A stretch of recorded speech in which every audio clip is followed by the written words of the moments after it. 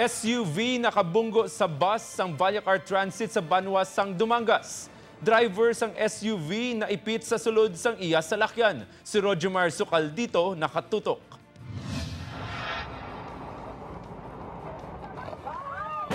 Makita sa kuha sang dashcam camera sang series bus nga gulpiada lang nga naghabyog pagwa sa piyak nga lane sang dala ng isa ka pribado nga salakyan. Pasado alas 10 kaina sang aga sa natabo ang bunggoanay sang isa ka series bus kag SUV sa barangay Balabag, Dumangas, Iloilo.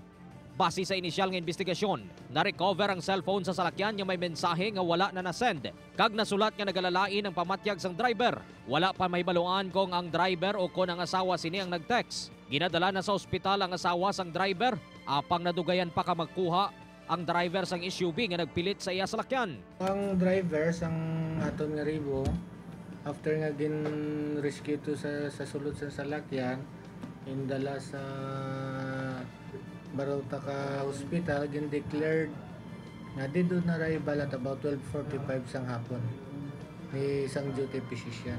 Suno sa driver sang bus nga si Romel Bansales, nagpundo na ini sang nakita nga tuman kadasig ang pagpadalagan sang pribado nga salakyan. Apang naalang-alangan na ini, ginkilala naman ang napatay nga driver sang pribado nga salakyan nga si Remigio Inventor. So, bali, ang initial kinabi namon tatlo. So bali turnouts nga duwa. Isa ang ikatlong ido. Nag-overtake sa jeep, no? Ahead pa sa series. Pag after sang overtake, duro direkta na ngagaw sa sang lane sa series. At dito na natabo ang aksidente. Roger Sukal dito para sa One Western Visayas.